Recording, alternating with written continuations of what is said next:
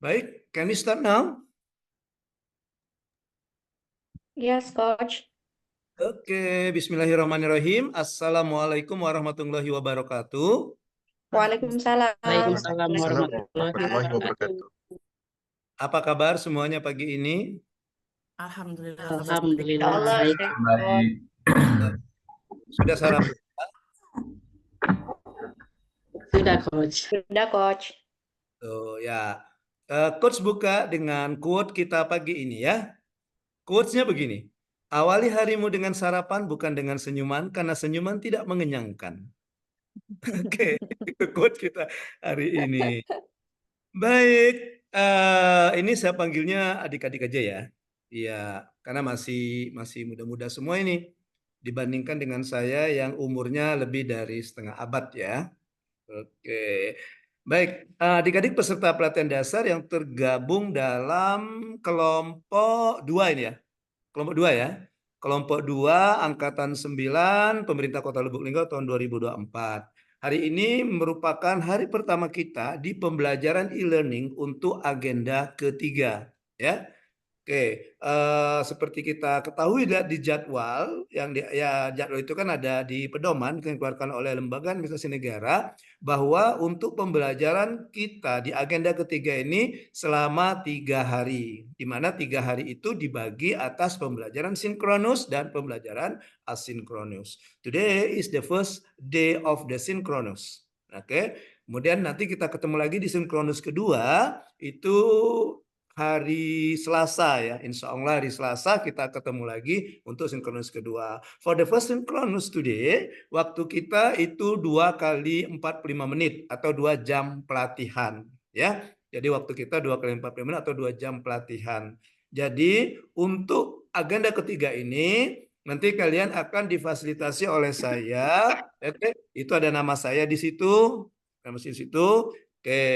Oke, biasanya anak-anak Latsar manggilnya Coach Ariel. Ariel itu singkatan Alam Sahril. A-nya di depan, Rilnya di belakang. Ya, jadi gabungan ya. Oke, supaya tidak terlalu panjang. Oke, baik. Untuk kalian kita perkenalnya sambil jalan saja ya. Nanti silakan kalau ada yang mau disampaikan, ada yang mau pertanyaan. Ketika pertama sekali berbicara, jangan lupa kenalkan diri dulu. Untuk selanjutnya enggak lagi ya. Untuk yang pertama saja ya. Oke. So far you have any question about me? Ada pertanyaan? No? Nggak ada ya? Oke. Sini ada 10 ya. 1, 2, 3, 4, 5, 6, 7, 8. Sudah masuk semua ini 10 ya? Oke, alhamdulillah. Sudah. Ya. Oke, nah adik-adik peserta Latsar, pembelajaran kita hari ini ada 2 kegiatan. Ada 2 kegiatan. Yang pertama itu overview agenda ketiga. Ya, overview agenda ketiga. Nanti akan ada sedikit overview dari saya mengingatkan kembali tentang substansi dari agenda ketiga.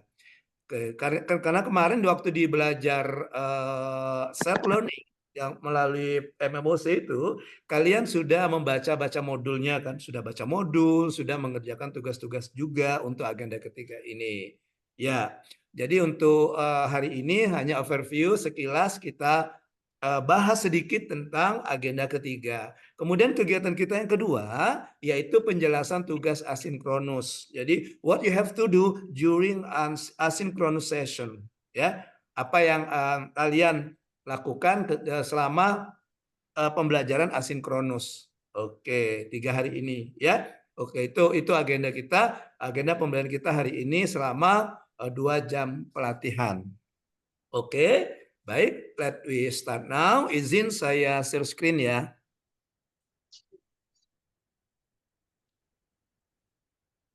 Gimana? Bisa dilihat screen-nya, tayangannya udah bisa dilihat? Sudah terlihat. Bisa, Bisa, Coach. Oke, thank you. Ya. Oke, nah nama agenda kita itu agenda ketiga. Agenda ketiga, nama agendanya itu kedudukan dan peran PNS untuk mendukung terwujudnya smart government sesuai dengan ketentuan perundang-undangan. Ya, judulnya panjang. Ya, kalau yang dari Unsri mungkin kira-kira sepanjang Bukit Layo. Saking panjangnya itu ya. Iya, sepanjang Bukit Layo ya. Kalau dari Unip mungkin sepanjang Lingkar Timur sampai Kandang Limun. Iya. Kalau dari Unja mungkin sepanjang Pasar Angso 2 sampai Mendalo. Saking panjangnya namanya. Benar ya, di Unja di Mendalo ya? Iya. Ya, kalau Unsri dengan Unip saya sedikit familiar karena saya alumni di situ. Alumni S1 S2-nya di Unsri, S3-nya di Unip. Oke, gitu ya. Oke, jadi sedikit banyak agak familiar lah dengan kampusnya ya. Oke, apalagi dengan kampus Unip kemarin itu. Oke, baik. Jadi itu ya nama agenda kita panjang. Kedudukan dan peran PNS untuk mendukung terwujudnya smart government sesuai dengan ketentuan peraturan perundang-undangan. Panjang judulnya ya. Nah, kita mulai dari amanah apa sih yang dibawa dari agenda ketiga ini. Oke, ya. Sebelumnya saya jelaskan dulu tentang konsep pembelajaran Latsar. Ini mungkin hanya review saja. This is just review. Mungkin sudah kalian dapatkan juga di overview ya. Kayaknya sebelum pembukaan atau mungkin sebelum kalian belajar MOOC kemarin ada overview dari panitia ya, penyelenggara. Nah, seperti kita lihat di sini bahwa di pembelajaran pelatihan dasar CPNS ini kalian dibekali dengan 3 agenda. 1, 2, 3 gitu ya. Jadi agenda pertama sikap perilaku bela negara, agenda kedua nilai-nilai dasar PNS, dan agenda ketiga kedudukan dan peran PNS ya. Oke. Nah, di agenda pertama itu berbicara tentang bagaimana kita memasukkan nilai-nilai bela negara salah satunya dalam kegiatan kita sehari-hari sebagai aparatur sipil negara atau ASN ya. Itu di agenda pertama. Kemudian di agenda kedua di masa pembelajaran self learning dan e-learning ini kalian menginternalisasi. Nah, kalian menginternalisasi ya, memasukkan kembali ya core value SN. Core value SN itu biasa disingkat berakhlak ya. Oke. Ya, atau nilai-nilai dasar ASN, nilai-nilai dasar seorang PNS. Jadi nilai-nilai dasar apa sih yang harus dimiliki oleh seorang PNS ketika menjalankan tugasnya sebagai aparatur sipil negara, gitu ya. Oke. Nah, yang biasa disingkat dengan berakhlak. Nah, itu di agenda kedua yang kemarin kalian sudah selesai bahasnya di e-learning ya. Oke, dan yang ketiga agenda kita kedudukan dan peran PNS ini itu pada intinya memfasilitasi peserta pelatihan dasar dengan bagaimana membaca situasi atau melihat kondisi-kondisi yang ada di lapangan. Jadi ini agenda ketiga ini membuat kita untuk mengkritisi, berpikir kritis terhadap situasi-situasi ya, atau kondisi yang ada di unit kerja kita masing-masing. Nah, gitu ya. Nah, itu. Kemudian apa yang kita dapat dari agenda 1, agenda 2, agenda 3 kita terapkan dan kita aktualisasikan.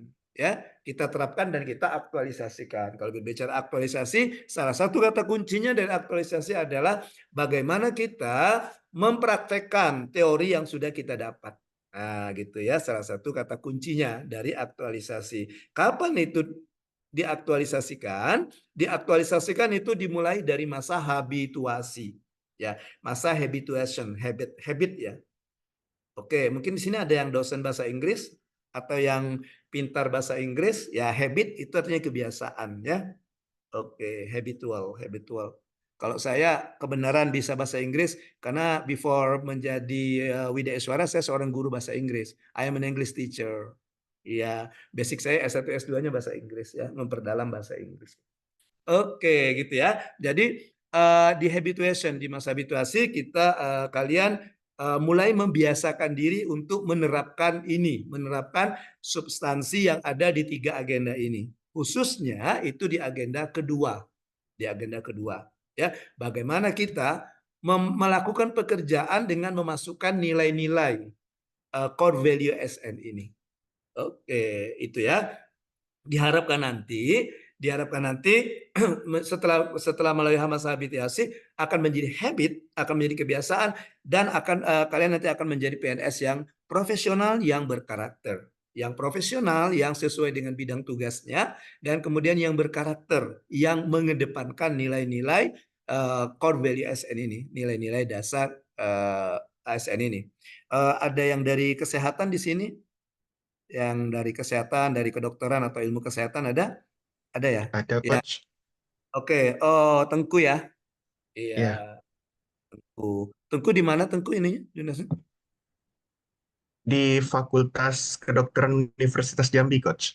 Oh, di Unja.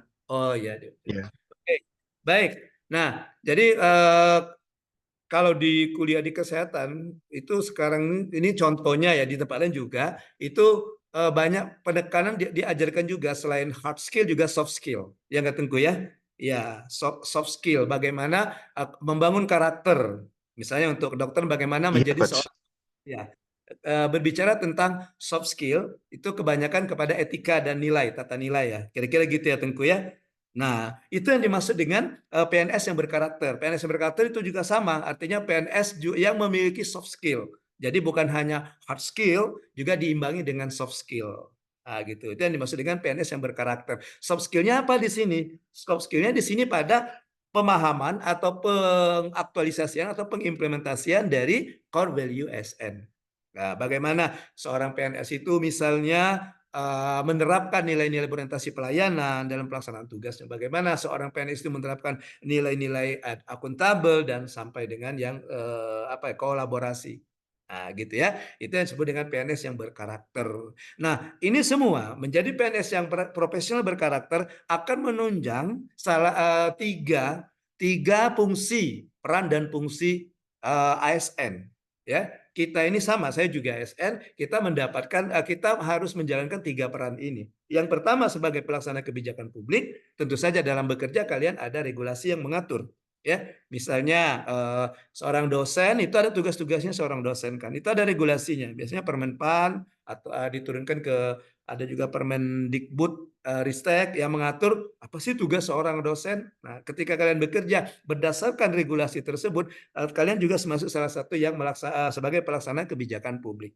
Ya, kemudian yang kedua sebagai pelayan publik. Nah, kemarin di agenda kedua juga dikatakan bahwa paradigma seorang ASN atau seorang PNS itu adalah melayani, bukan dilayani.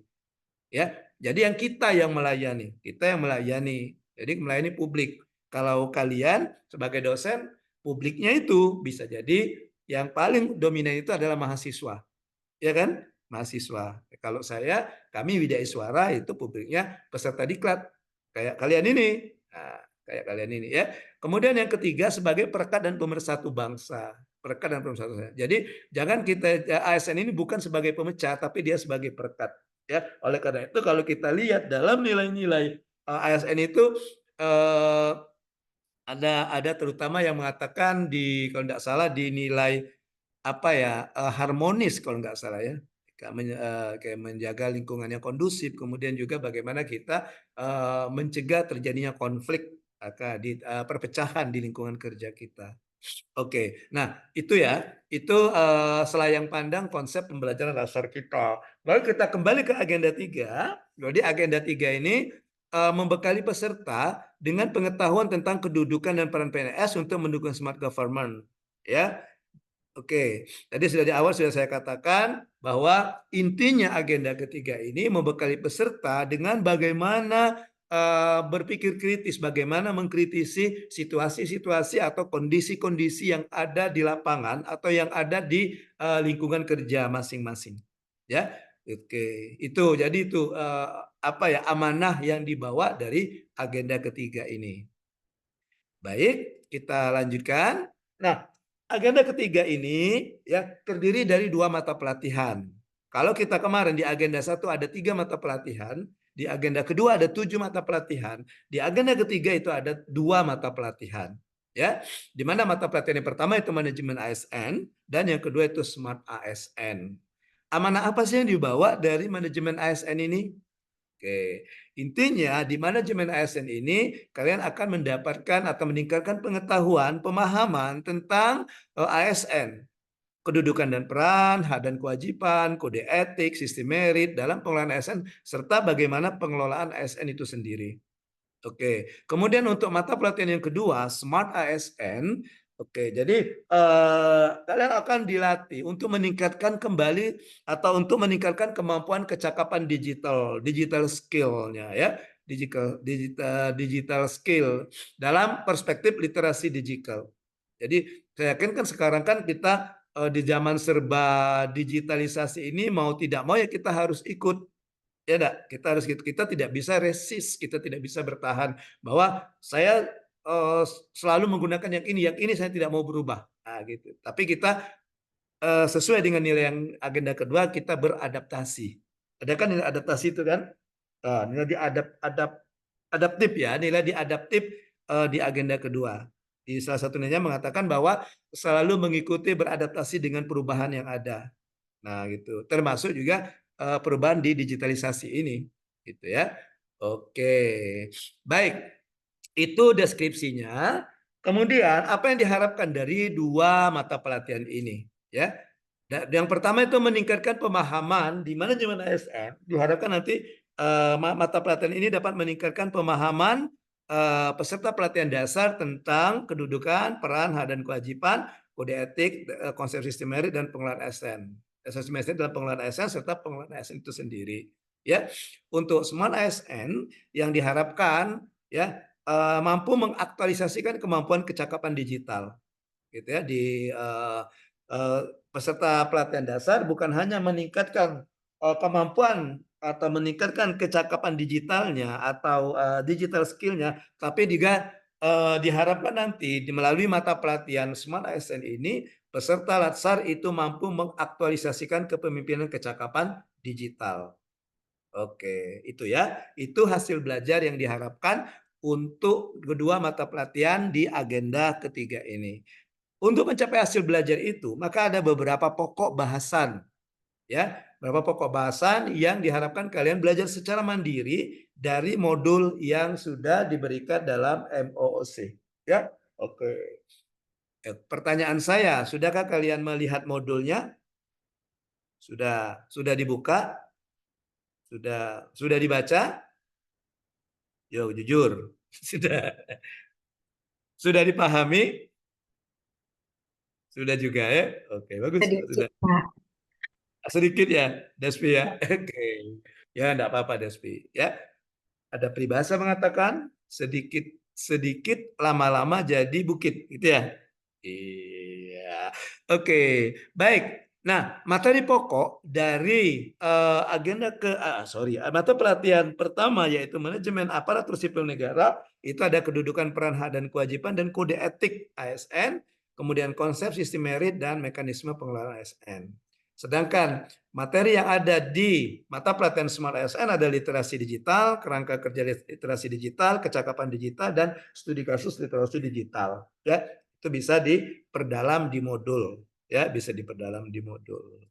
Oke, baik. So far you have any question about this, about agenda 3? You have something to discuss? Ada yang mau didiskusikan? Sepertinya No? belum, Pak. Oke, ya. Oke. Baik, sekarang kita lihat overview manajemen ASN. Overview manajemen ASN. Jadi dengan waktu yang terbatas ini dan juga I'm sure that you have read the module. Ya, jadi saya yakin kalian sudah sedikit banyak memahami tentang isi pokok yang ada di modul. Jadi kita hanya mereview saja, makanya saya bilang overview. Nah, kalau kita bahas sesuai kayaknya waktunya kurang, apa itu bagaimana sih ajas ASN, prinsip-prinsip dasar ASN, nilai dasar dan sebagainya gitu ya. Ada kode etik dan kode perilaku. Nah, kode etik dan kode perilaku inilah yang menjadi nilai-nilai dalam core value ASN. Ya. Oke. Kemudian jenisnya status kedudukan, ya. Kemudian fungsi, tugas dan peran jabatan ASN, ya ada ASN itu ada jabatan fungsional, ada jabatan struktural gitu kan, ya. Ada itu ada di modul. Kemudian hak dan kewajiban ASN apa saja sih hak seorang ASN dan kewajibannya apa saja. Kemudian kelembagaan ASN itu salah satunya berbicara tentang organisasi profesi ASN ini, ya. Sampai saat ini organisasi profesinya masih Korpri, belum ada lagi ya yang organisasi yang lain yang ya. Dan yang terakhir ini yang baru sistem merit itu yang kita tandai dengan tanda biru ya. Nah, kayaknya kita perlu stressing dulu tentang sistem merit ini. Baik. Anyone siapa yang bisa memberikan ya pendapatnya, pemahamannya tentang sistem merit ini. Silakan. Boleh raise hand, menggunakan fitur raise hand atau langsung saja silakan. Silakan. Apa sih yang dimaksud dengan sistem merit?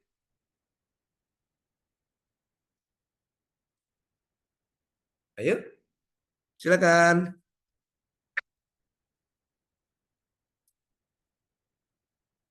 Raise hand. Yang kalian pahami saja, yang kalian pahami. Kan sudah lihat di modulnya kan?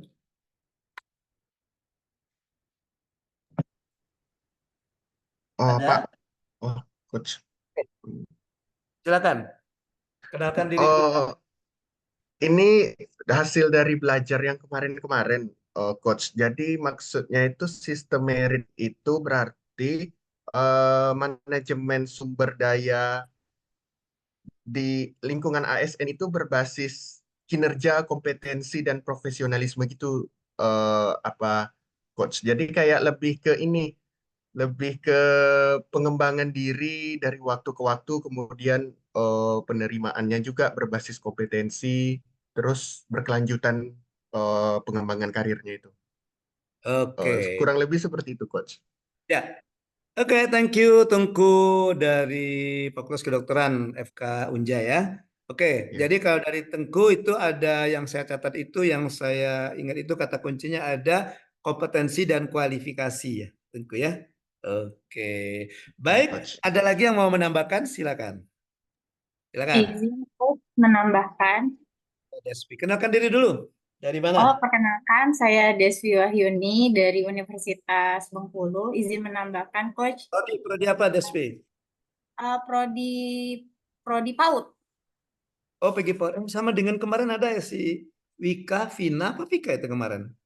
Yang dari PAUD Unip itu. Iyalah mungkin Prof, Dan Coach. temanmu itu sama-sama dari Unip. Iya, Satu berbarengan. ya ada ya kan? Angkatan. Ya, kemarin saya masuk di. Ya, lanjut Despi dari Oke, PG PAUD. mungkin menambahi dari apa yang telah dijelaskan sama Pak Tengku ya, Coach, bahwasanya yang Desti pahami dari modul yang sudah dibaca, sistem merit ini berarti menciptakan lingkungan ASN yang tanpa diskriminasi gitu. Jadi tadi Pak Tengku juga sudah bilang bahwasanya kita dinilai berdasarkan kualifikasi dan kompetensi yang dimiliki tanpa harus mendiskreditkan satu kelompok tertentu ataupun satu keluarga tertentu gitu. Jadi tanpa ada orang dalam, tanpa ada kelompok tertentu yang nantinya akan mendominasi. Itu, Coach. Oke, thank you Despi. Jadi menambahkan ya Despi ya. Ya kalau tadi Tengku mengatakan kata kuncinya ada kompetensi dan kualifikasi dan kompetensi, kemudian ditambahkan Despi yang didasarkan tanpa melihat latar belakangnya. Kira-kira gitu ya Despi ya. Latar belakang itu banyak, bisa jadi apa kata Despi itu berdasarkan suku atau kan berdasarkan kelompok atau berdasarkan golongan, atau berdasarkan juga tadi ordal atau tidak ordalnya ya, ya Despi ya. Iya. Oke, baik. Ada lagi yang bisa menambahkan? Silakan. Satu lagi. Izin Silakan. Coach. Oke, lanjut. Kenalkan diri dulu ya. Iya. Saya Atri Kairiani, Coach dari Universitas Sriwijaya. Prodi. Prodi Program Doktor Administrasi Publik. Oh, di Administrasi Publik. Ya, ya, ya, ya. Oke. Iya. Jadi kalau teman-teman sebelumnya, Mas Tengku dan Mbak Despi mengatakan merit system atau sistem merit adalah manajemen ASN yang ada berdasarkan kualifikasi, kompetensi, maka satu poin lagi yang kurang adalah kinerja. Nah, kinerja di sini adalah kinerja yang didasarkan atau dinilai yang tidak diskriminatif, tidak berdasarkan like, dislike, melainkan kinerja yang dinilai berdasarkan objektivitas pelaksanaan hasil kerja dari pegawai itu sendiri. Itu saja, Coach. Terima kasih. Oke, terima kasih. Panggilannya siapa nih panggilannya? Tika saja, Tika, Coach. Tika Oh, saja. Tika. Oke. Ke Rika atau Tika? Tika ya? Oke. Tika, Ya, Coach. ya, tadi sudah ditambahkan Tika. Ya, jadi yang ketiga ini saling melengkapi ya. Ketiga pendapat ini saling melengkapi ya. Jadi saling melengkapi. Tika menambahkan satu lagi poinnya adalah kinerja. Ya, satu lagi poinnya adalah kinerja. Oke. Jadi sistem merit itu dimulai dari proses pengadaannya yang dikatakan Tengku tadi, proses pengadaan atau rekrutmennya, kemudian dilanjutkan dengan kata Tengku tadi penjenjangan karirnya, misalnya ke promosinya itu didasarkan pada 3 tadi. Yang kata Tengku tadi kualifikasi dan kompetensi, dan juga kata Tika tadi kinerja. Kualifikasi, kompetensi, dan kinerja. Yang bagaimana? Kualifikasi, kompetensi, kinerja yang dilengkapi oleh Despi tadi, yang yang bukan berdasarkan suku, bukan latar tanpa memandang latar belakangnya, apapun latar belakangnya, ya. Jadi tidak berdasarkan kesukuan tertentu atau tidak berdasarkan misalnya agama tertentu, gitu ya. Jadi itu yang dimaksud dengan sistem merit. Baik, contohnya ada yang bisa memberikan contoh. Contoh sistem merit apa? Contoh sistem merit. Saya Coach izin jawab. Yora ya. Ya, Kan silakan. saya Yora. Ya, saya dari Prodi S1 Kimia di Universitas Bengkulu di Apa ya? FMIPA. Bukan FKIP ya? MIPA atau Bukan FKIP? FMIPA. FMIPA, Coach. Oh, FMIPA ya, Pak. Ya, lanjut, Yora. Iya, salah satu contohnya tadi sesuai dengan kompetensi dan kualifikasi, yaitu menempatkan ASN sesuai dengan jabatan yang sesuai dengan kompetensinya. Jadi misalnya secara fungsional ditempatkan sesuai dengan kualifikasi dan kompetensinya, Coach.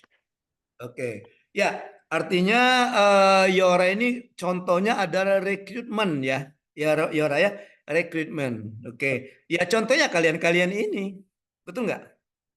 Ayo, merasa nggak kemarin? Coach. Ada ordal nggak diterima jadi CPNS-nya? Nggak ada kan? Tidak, Iya. Coach. Iya. Kemudian juga sesuai enggak dengan kualifikasinya. Kayak misalnya Tika, dia doktornya administrasi publik ya. Administrasi publik, Coach. Nah, ditempatkan di FISIP Administrasi dokter administrasi publik itu DAP. sesuai. Ya, kualifikasinya sesuai kan? Oke. Kemudian kompetensinya. Kompetensinya apa? Kompetensinya itu kan bisa dilihat langsung di hasil-hasil ujian itu, hasil tesnya kemarin. Itu kan langsung kelihatan apakah kalian misalnya lulus ambang batas ya atau passing grade, kemudian langsung kita lihat peringkatnya gitu ya. Oke, jadi yang kalian yang diterima secara menggunakan proses kucing kan sekarang kan? Yang waktu kalian itu kan? Iya, kucing bahasa Inggrisnya apa? Nah, ya, cat kan? Cat, Iya, cat. nggak mau dia cat ya. Iya. Oke, jadi kalian yang diterima di CAT ini berbanggalah kalian ya, karena kalian merupakan produk dari sistem merit. Jadi penempatan kalian di ketika kalian berkompetisi mengikuti seleksi CPNS ya sesuai dengan kualifikasi, sesuai dengan kompetensinya. Karena yang lulus itu yang memiliki peringkat, misalnya peringkat yang 1 misalnya sampai ke berapa yang dia terima itu dianggap memiliki kompeten, dianggap kompeten untuk menduduki jabatan itu. Itu kompetensi. Kualifikasinya dilihat dari latar belakang pendidikannya kan. Kayak Yora memang S2 kimia atau apa? S1. Iya, Coach, betul. S1, S2-nya kimia. Nah, kan sesuai kan? Jadi tidak ditempatkan di misalnya di fisika atau di matematika, tapi ditempatkan di kimia. Sesuai dengan kualifikasinya. Sesuai dengan kualifikasinya. Oke, itu contoh pertama. Terima kasih Yora sudah memberikan contoh. Satu lagi. Anda bisa memberikan contoh lagi? Satu lagi. Beri saya satu jawaban. Give me one answer. Ada yang bisa tahu? Oh ya, karena oke. Baik. Yang contoh kedua, misalnya untuk menduduki jabatan dimulai jabatan tinggi pratama, JPT kan di dalam jabatan ASN itu kan ada kan jabatan fungsional, ada jabatan struktural kan, ya kan? Nah di jabatan struktural itu ada staf pelaksana, ada jabatan pengawas, ada jabatan administrator, ada jabatan pimpinan tinggi. Gitu. Jabatan pimpinan tinggi dibagi tinggi pratama, menengah, dan pimpinan tinggi. Oke. Nah, untuk jabatan pimpinan tinggi pratama, kalau kami di Pemda ini, di Pemda di provinsi atau kalau kami di kabupaten kota ya sambil ya, misalnya kami di kota ini, di Kota Linggau misalnya, itu sama di kabupaten yang lain untuk menduduki jabatan administrasi jabatan tinggi pertama kepala dinas atau kepala badan itu kepala daerah tidak bisa langsung menunjuk. Kalau dulu kan tunjuk aja kan, oh ini dilantik jadi itu kepala dinas. Kalau sekarang enggak, tapi dia harus melalui seleksi dan harus diumumkan secara terbuka. Sama seperti kalian CPNS kemarin kan, enggak ada diam-diam kan. Dulu kan waktu mungkin kalian dengar cerita dari orang-orang dulu ya, orang-orang dulu termasuk Bapak juga orang dulu ya, ya orang-orang lama gitu ya, iya.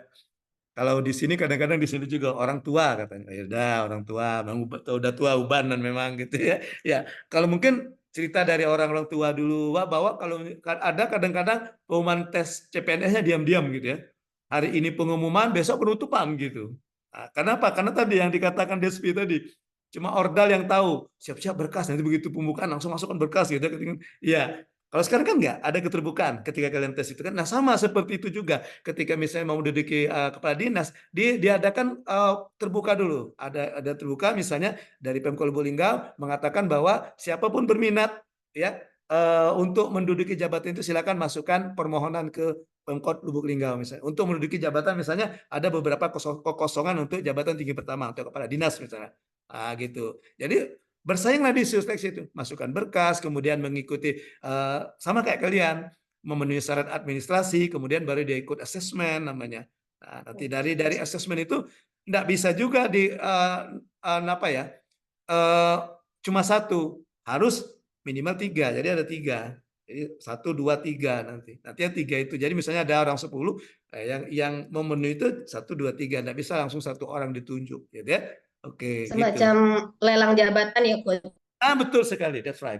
Ya, lelang jabatan kalau bahasa itunya ya, kalau bahasa sehari-harinya gitu. Iya, oh iya, Pak. Iya, Tika kan orang ini, orang administrasi publik, ngerti lah dia tentang dunia birokrasi ya, Tika ya. Iya, oke. Ada teman saya Tika lagi S3 di tempatmu tuh, di Siapa, Coach? dia dia dinas di Banyuasin, tapi enggak selesai belum, enggak tahu saya. Lagi Oke. Atas nama siapa, Coach? Pak Edi namanya. Oh iya, benar Coach. Sedang menyusun disertasi. Ya, disertasi ya. Dari Banyuasin ya. Iya. Ya, he is my friend. Send my greeting. Sampaikan salam saya kalau ketemu. Oke. Insya Allah, Coach, disampaikan. Ya. Jadi gitu ya. Iya, betul kata Tika. Kalau misalnya lelang jabatan. Nah, dia mengikuti asesmen. Dia mengikuti asesmen itu salah satu merupakan perwujudan dari sistem merit. Sistem merit ya. Jadi tidak bisa langsung tunjuk comot, tunjuk ini, tunjuk, tapi dia harus mengikuti serangkaian serangkaian proses lah gitu ya. Tidak bisa serta merta. Nah, oke. Jadi kalau dari rekrutmen misalnya yang sekarang ini, yang kalian ini ya, yang kalian ini itu yang seleksinya yang orang sekarang bilangnya murni gitu ya, Tika ya. Oke, murni yang memang benar-benar murni artinya memang qualified dan kompeten, gitu ya. Oke. Oleh karena itu sudah mendapatkan kepercayaan, jangan lupa kepercayaan itu selalu dijaga. Oke? Dijaga kepercayaan, sudah diberikan kepercayaan oleh Tuhan Yang Maha Esa, oleh Allah Subhanahu wa taala, oleh negara untuk menduduki jabatan sebagai dosen. Maka dijagalah kepercayaan itu. Itu nilai apa itu? Kalau kita flashback ke agenda kedua, nilai apa itu? Nilai apa? Ayo. Nilai akuntabel. Akuntabel. Akuntabel, that's right. Nilai kedua, nilai akuntabel, ya. Jadi ada satu nilai nilai akuntabel itu ada bertanggung jawab atas kepercayaan yang diberikan. Ada ya? Oke, betul sekali. Oke, thank you atas jawabannya. Jadi itu ya. Baik, sekarang kita lihat matanya agak sedikit dikanankan sedikit. Ya, kalau kemarin kan kita ke kota ini ya, tadi kota ini ya. Ya, tapi jangan lama-lama ya, nanti matanya juling nanti terlalu banyak nggak itu. Iya, oke. Nah, coba kita lihat ini disandingkan antara seperti kita tahu bahwa ASN itu ada dua ya, ada dua jenis ASN, ada PNS dan ada P3K, ya. Pertolongan pertama pada kecelakaan P3K itu. Ya. Iya, iya. Jadi ada PNS, ada P3K, pegawai pemerintah dengan perjanjian kerja. Nah, ini adalah bagaimana pengelolaannya. ada manajemen penyusunan penetapan kebutuhan, pengadaan, prakerjaan dan sebagainya untuk PNS. Juga untuk P3K ada pengelolaan atau manajemen penetapan kebutuhan, pengadaan, pekerjaan dan sebagainya. Oke. My question is, ada yang bisa menyebutkan atau bisa memberikan penjelasan tentang yang membedakan antara manajemen PNS dan manajemen P3K? Satu saja perbedaannya. Silakan. Izin Coach. Silakan Utami, karena baru pertama ngomong, kenalan Oh ya, Utami. oke. Perkenalkan nama saya Sri Utami Lestari dari Universitas Jambi, jurusan agribisnis. Oh, agribisnis. Ya, kalau dilihat dari PPT-nya, eh, dari ini Coach, dari pola karir, promosi dan mutasi. Kalau di manajemen PNS ada, di manajemen P3K nggak ada. Oke, oke. Itu pola karir, promosi dan mutasi. Kira-kira makna tersiratnya apa itu? Tadi si Utami mengatakan di manajemen AS itu ada manajemen pola karir PNS, promosi dan mutasi PNS. Kalau P3K tidak ada. Kira-kira makna tersiratnya apa?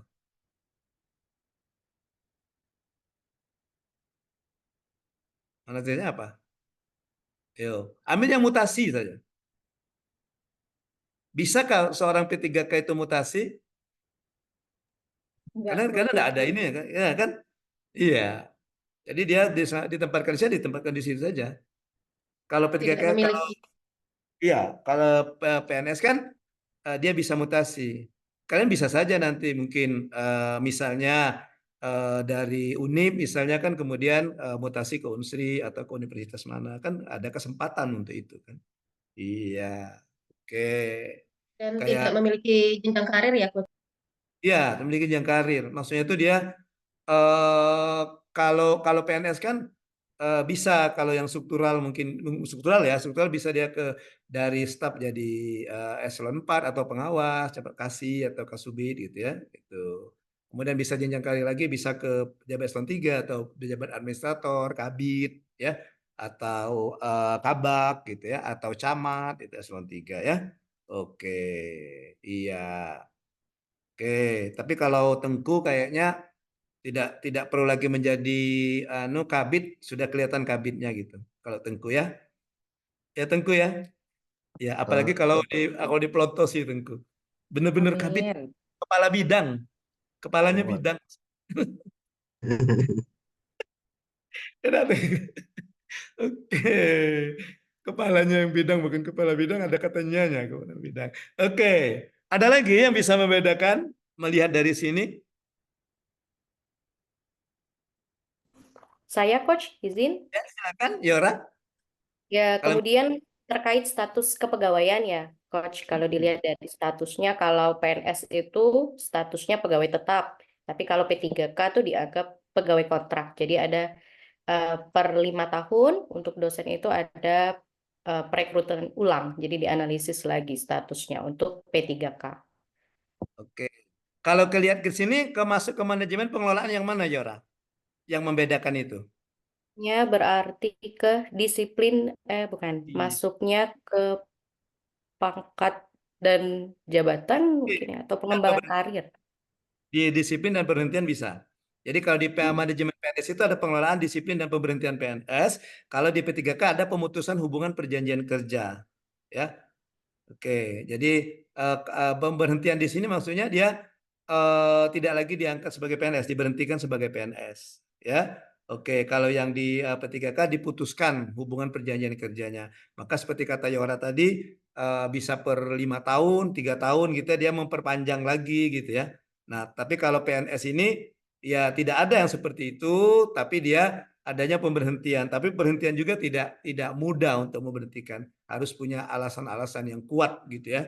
Oke, tidak kalau P3K dia kayaknya kalau lihat dari sini ya pokoknya kayak bagus atau tidaknya diputuskan dulu atau di ini nanti diperpanjang lagi gitu ya. Oke, kalau bagus diperpanjang lagi. Tapi kalau di PNS ya kalau begitu nggak ada masuk pemberhentian nggak bisa lagi ya. Oke, mudah-mudahan kita semua sini tidak ada yang masuk pemberhentian yang seperti itu ya. Pemberhentiannya bisa jadi sampai ke habis masa jabatan atau petugas purna bakti ya. Kalau kalian dosen 65 ya purna baktinya ya. 65 ya? Iya. Kalau kami tergantung ini, WI tergantung jabatannya. Kalau kami WI itu kalau yang 65 itu sama dengan kalau di perguruan tinggi itu guru besar. Ya, setara dengan guru besar.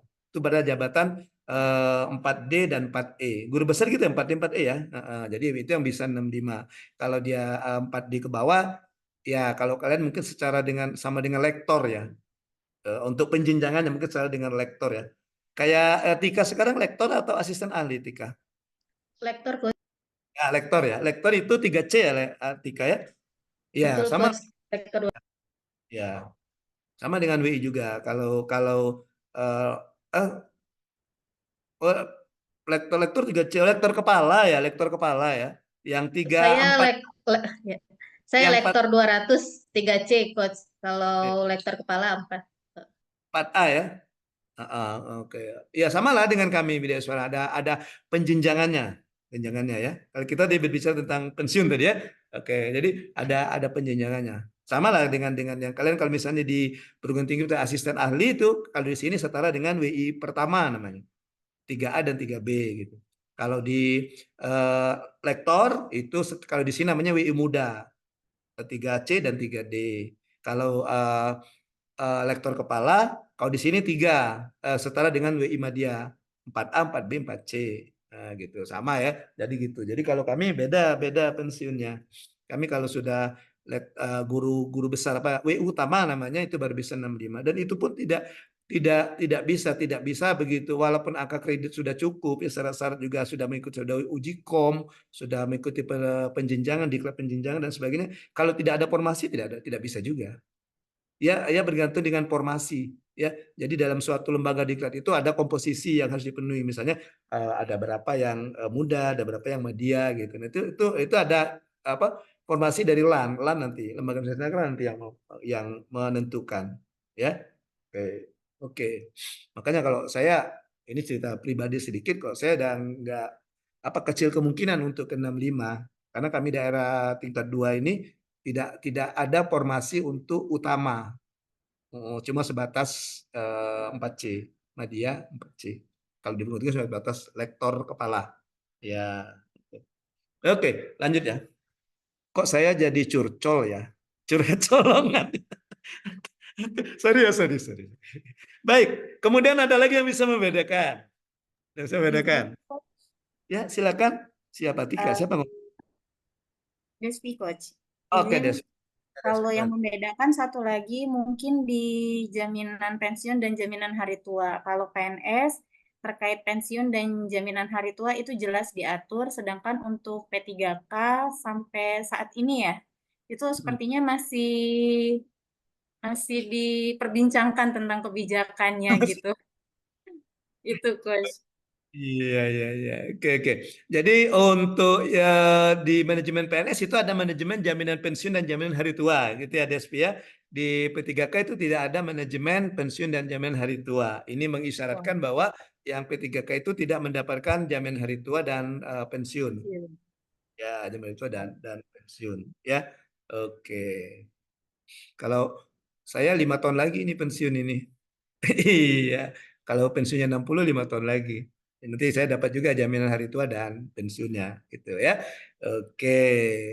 Baik, itu ya betul sekali Despi ya. Jadi ya dia cuma ada penggajian dan tunjangan ya. Sama penggajian dan tunjangan, mungkin yang membedakannya itu tadi penggajiannya kalau kita PNS itu kan berdasarkan pangkat golongan ya. Ya kalau mungkin di tempatnya ada di tempatnya kayak di Unja itu ada juga dosen P3K ya. Ada kan? Ya, atau di Unsri ada juga ya Tika ya. Di tempat mana ada juga Tika di Unsri. Ada juga, Coach, konon katanya lebih sejahtera. Kenapa? Karena hitungan penggajiannya lebih besar. Apakah demikian ya, Coach ya? Ya, dia berdasarkan penggolongan.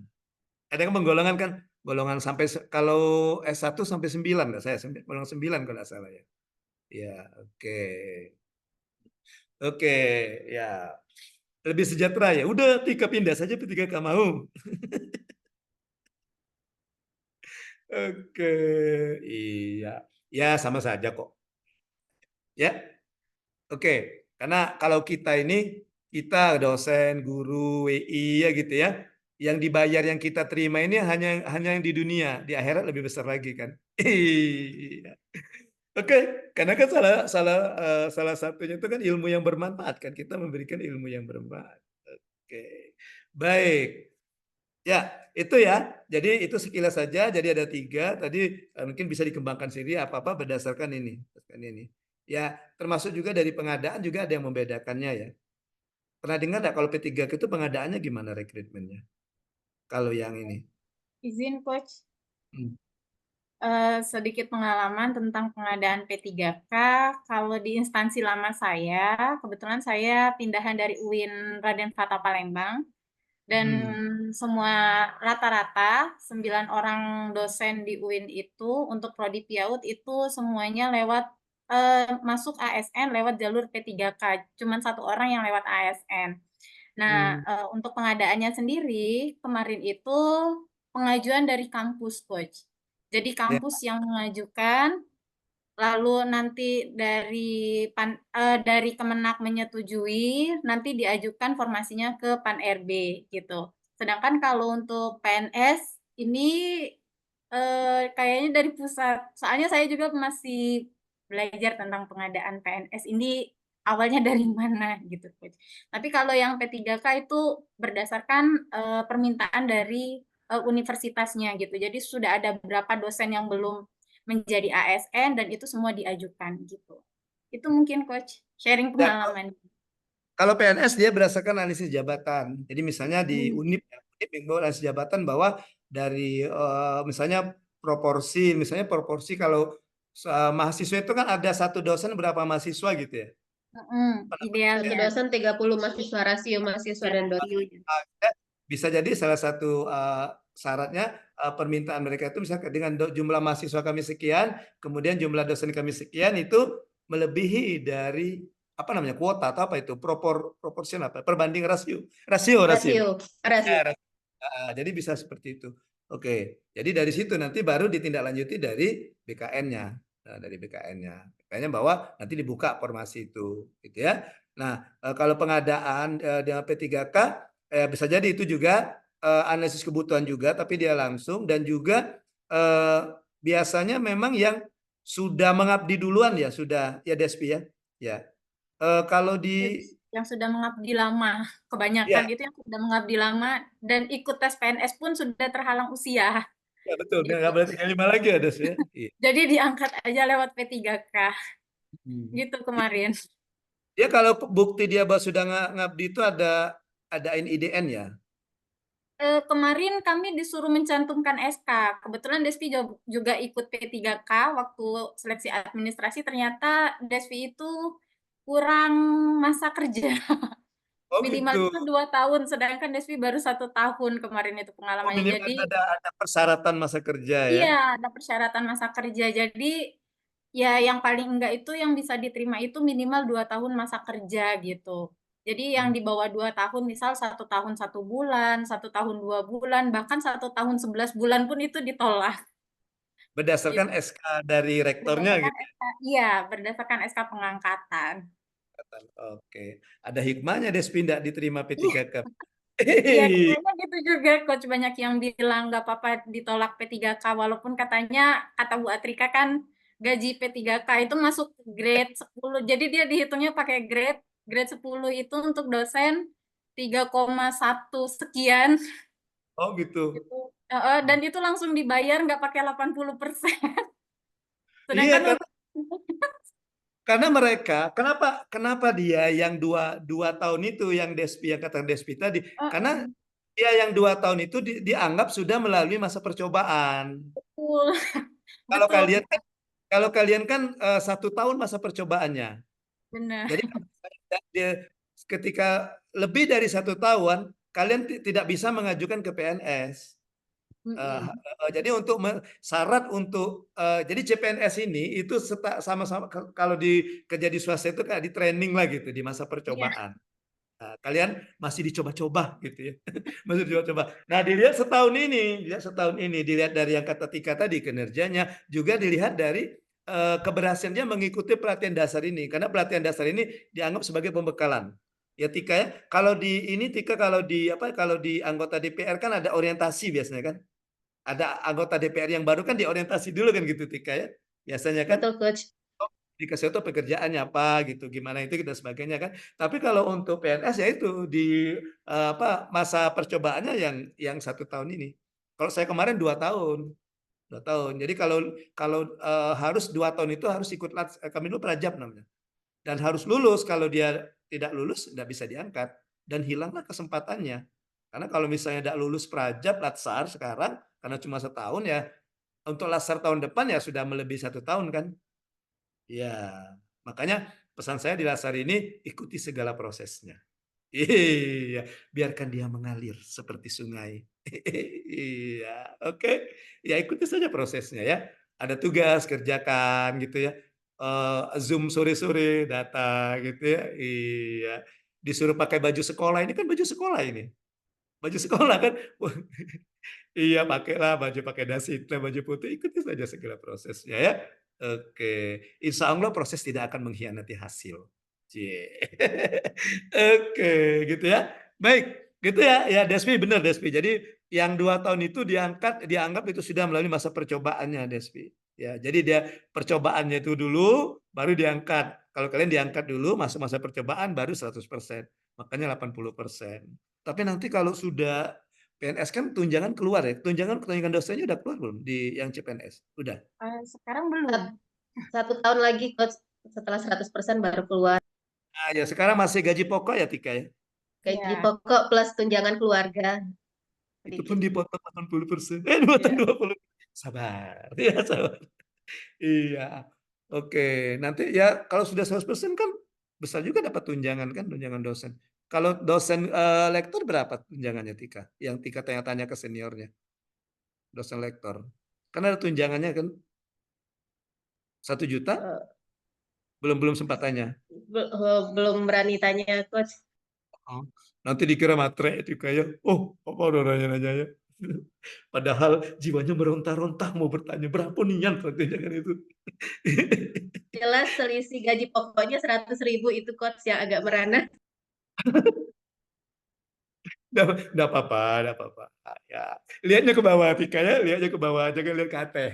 Lihat ke atas. Iya. Lihat ke bawah, begitu banyak yang menginginkan untuk jadi dosen ya.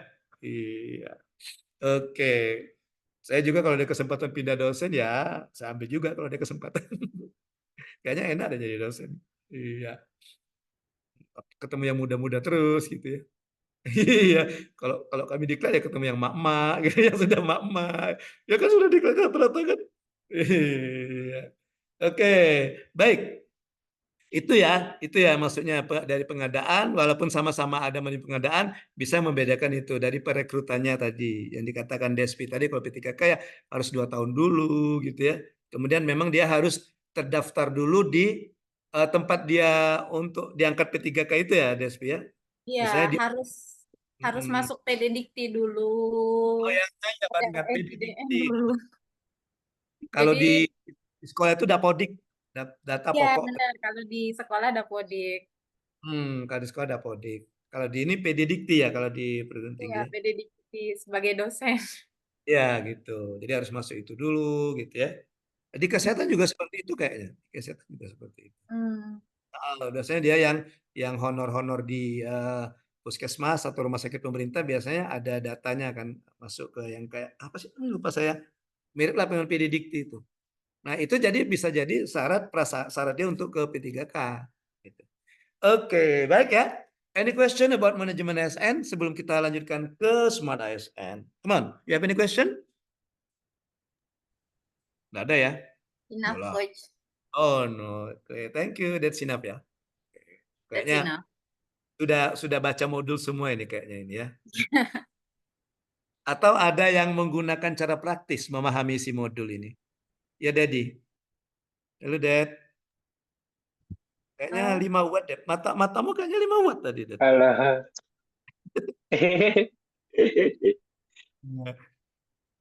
Iya. Jangan ini, Dad. Jangan sarapan sayur kangkung, Dad, tadi, Dad. Mungkin karena sarapannya sayur kangkung, banyak zat besi, besinya nyangkut di mata, makanya matanya berat. Gitu. Nggak, ini marah orang kesehatan gitu. Dimarah dokter Tengku nanti kata dokter Tengku nggak ada itu. Bid'ah itu, hoax itu bilang kangkung kangkung zat besi nyangkut di mata. Just kidding ya dokter Tengku ya. Jangan diambil hati ya. Oke. Oh iya, Secara keilmuan belum terbukti ya Tengku ya. Iya. belum coach. Oh, secara keilmuannya. Iya. Baik. Ya, maka saya curiga Dedi itu. Jangan-jangan Dedi ini makan kangkung tadi, besinya angkut di mata. Berat betul mata kayak gini. Oke, baik. Kita lanjut ke Smart ASN. Ya, ke Smart ASN. Nah, di Smart ASN itu ada tiga pokok bahasan ya, tiga materi. Yang pertama bicara tentang literasi digital, kemudian pilar literasi digital, kemudian bicara tentang implementasi literasi digital. Nah, seperti saya katakan di awal tadi bahwa salah satu nilai dasar dari ASN atau core value ASN itu adalah adaptif, ya, adaptif di mana menyesuaikan dengan perubahan. Nah, di zaman sekarang yang serba digital ini, kita juga selaku ASN juga harus ikut itu, harus menyesuaikan dengan itu. Artinya apa? Kita perlu meningkatkan kemampuan literasi digital kita. Nah, gitu. Oke, sepanjang yang kalian pahami, ya, apa sih yang dimaksud dengan literasi digital? Menurut kalian, apa sih yang dimaksud dengan literasi digital? Literasi digital apa? Izin coach. Silakan Despi, apa Despi menurut Despi? Oke, literasi digital sepemahaman Desvi sampai saat ini adalah sebuah sikap bagaimana seseorang ini bisa memanfaatkan berbagai media digital untuk memperoleh informasi secara akurat, secara jujur dan secara efektif. Itu coach. Ya, termasuk juga saya tambahkan Despi, termasuk juga bagaimana dia mempermudah pekerjaannya dengan memanfaatkan digital ini. Gitu ya. Termasuk juga itu. Betul. Ya, jadi misalnya AI. iya AI atau ketika kalian ngajar misalnya ketika kalian ngajar kalian menggunakan apa ya perkembangan IT ini misalnya dengan memanfaatkan tadi kata Devi tadi AI atau menggunakan sebagai media pembelajaran gitu kan itu kan untuk mempermudah pekerjaan kita ya untuk mempermudah pekerjaan. Jadi literasi digital bagaimana kalau bahasa kita kayak melek digital ya melek teknologi ya melek teknologi. Oke, makanya tugas-tugas yang diberikan oleh kami para tutor ini kebanyakan juga berbasis digital ya, bikin video, bikin animasi gitu ya, ya kan gitu kan bagaimana meramu video gitu ya. Jadi yang ya itu jadi untuk termasuk juga untuk membiasakan meningkatkan pemahaman dan tentang memangkatkan literasi digitalnya ya. Bagaimana kita bicara tentang digital skill, bagaimana seorang ASN itu dia harus punya digital skill. Bagaimana dia harus punya kecakapan digital. Dia tidak anti dengan digital. Oke, kemudian ada pilar literasi digital, itu ya, itu ada cakap bermedia digital dan aman bermedia digital. Kalau kita lihat di sini, cakap itu berbicara tentang skill kita, ya, skill kita. Itu ada yang dikatakan Despi tadi, bagaimana dia mencari informasi, itu kan ada itu. Bagaimana dia mencari informasi, bagaimana juga dia memfilter, bagaimana memfilter informasi tersebut, ya. Oke, kemudian berbicara tentang aman bermedia digital itu bagaimana kita media digital ini bisa memprotek kita gitu. Adanya misalnya ya bisa memprotek kita, menjadikan kita aman misalnya ketika kita memanfaatkan digital ini, ya. Oke. Baik, kemudian yang ketiga implementasi literasi digital dan implikasinya. Oke, mungkin kalau dari pokok-pokok bahasan ini ada yang bisa memberikan contoh yang sudah kalian lakukan, ya, yang sudah kalian lakukan sehubungan dengan pemanfaatan literasi digital ini. Silakan. Misalnya dalam hal apa? Izin coach. Silakan, kenalkan dulu ya, Mutia. Oh ya, perkenalkan nama saya Muti Handayani. Saya sekarang jadi dosen di Fakultas Ekonomi jurusan Akuntansi Universitas Sriwijaya. Oh, dosen. Ya, Ya. lanjut Mutia. Sebelumnya saya menambahkan dulu coach tentang literasi digital yang tadi pengertiannya itu menurut saya literasi digital itu pengertiannya kan suatu kecakapan ya, kecakapan atau kemampuan kita menggunakan media digital, tapi secara produktif dan bertanggung jawab. Oh, Artinya, ya, sebab melek digital ini sebenarnya di sisi lain ada dampak positif, tapi ada dampak negatifnya juga. Sebab saya ada pengalaman juga, Coach, waktu itu sempat ngajar mahasiswa, itu ada tugas mandiri yang saya berikan, dan jawabannya semuanya mereka pakai AI, tapi mereka tidak bisa menjelaskan atau pemahamannya tidak mampu menjelaskannya. Jadi dari chat benar-benar GPT ya? Dari chat kenapa? GPT ya? Dari chat Iya, GPT. iya, GPT Coach. gitu ya. Sebenarnya kita sebagai dosen tidak masalah mereka referensi dari mana saja, tapi seharusnya mereka bertanggung jawab dalam penggunaannya sehingga dalam pemahamannya mereka bisa menjelaskan dengan pemahaman masing-masing, sebenarnya seperti itu. Nah, kalau untuk kegiatan mengajar sendiri, biasanya saya menggunakan literasi digital ini menggunakan kalau untuk kuis biasanya, Coach. Kuis itu saya pakai aplikasi Kahoot misalnya, jadi kuisnya mereka bisa langsung masukin jawaban dan hasilnya bisa langsung kelihatan. Bisa seperti itu. Terima kasih, Oke, Coach. oke, thank you Mutia. Terima kasih tambahannya Mutia, betul, produktif dan bertanggung jawab ya. Ya, contoh Mutia tadi yang bertanggung jawab tadi katanya mahasiswa misalnya ngambil dari AI, tapi dia tidak tahu apa yang diambil itu, asal comot gitu ya Mutia, asal comot. Nah, itu juga tidak hanya digital ini, itu juga sekarang yang ditekankan di pendidikan kita, terutama di pendidikan dasar ya. Kayak Despi kan dosen PAUD ya. Dosen PAUD atau yang dosen PGSD itu juga ditekankan kepada guru-guru SD atau guru-guru PAUD atau TK itu bahwa perlunya pemahaman tentang literasi dan numerasi. Betul nggak Despi ya? Jadi literasi ini ya peserta didik itu SD atau dia PAUD, kalau PAUD apa peserta didik juga namanya. Dia bukan hanya bisa membaca tapi tahu apa yang dibaca gitu. Misalnya untuk tingkat SD misalnya. Percuma dia bisa lancar baca, tapi begitu ditanya tidak tahu apa yang dibaca gitu. Ya kan? Nah, itu artinya kemampuan literasinya masih rendah. Nah, karena kemampuan literasi itu bukan hanya bisa baca. Nah, sama seperti yang katakan Mutia tadi, ya. Dia kemampuan memanfaatkan digital tapi pertanggungjawabannya itu yang kata Mutia tadi. Ketika misalnya Mutia kasih tugas misalnya disuruh cari apa, jawabannya ternyata dia ya benar Mutia, kita enggak terlalu pusingkan, yang penting resmi gitu dari mana dia ngutipnya gitu. Tapi ketika misalnya Mutia minta ke mahasiswa untuk menjelaskan apa yang dia kutip itu ya nggak bisa. Nah itu artinya kembali lagi kemampuan literasinya, bagaimana kemampuan literasinya. Nah itu yang terjadi ya, itu terjadi kalau kita berbicara literasi secara umum, terjadi secara umum ya gitu ya. Kadang-kadang orang tua bangga, wah anak saya kelas 1 udah bisa baca gitu.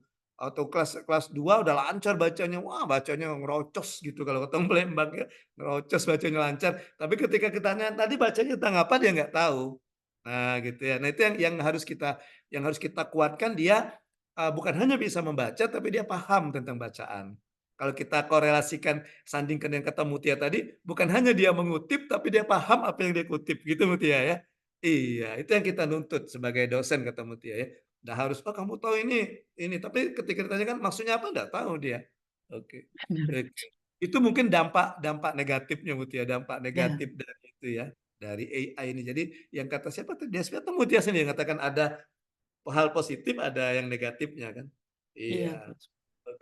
Oke. Kemudian contoh dari Mutia tadi bagus sekali, dia ketika evaluasi misalnya untuk kuis dia menggunakan Kahoot ya.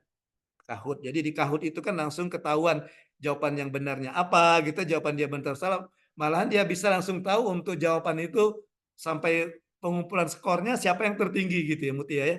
Ya misalnya soal ke-1 siapa yang tertinggi, nanti soal kedua dari siapa yang tertinggi. Gabungan dari nilai ya. Oke. Saya juga senang itu dengan Kahoot itu ya. Oke. Cuma saya agak jarang aja mungkin karena ya harus kita nulis soalnya dulu ya Mutia ya. Iya. Dan juga kayaknya kalau harus dibedakan juga mungkin Mutia ya. Mungkin kayak misalnya mengajar kelas paralel bisa nggak dipakai 2 kali itu? Atau harus dibedakan Mutia? Harus Kahoot itu. dibedakan. Harus dibedakan, Coach. Ya, jadi Heeh. paling tidak beda opsinya Mutia ya. Iya, Yang benarnya di A untuk kelas berikutnya yang C iya. gitu. Atau yang ketiga ya. Betul. Jadi itu.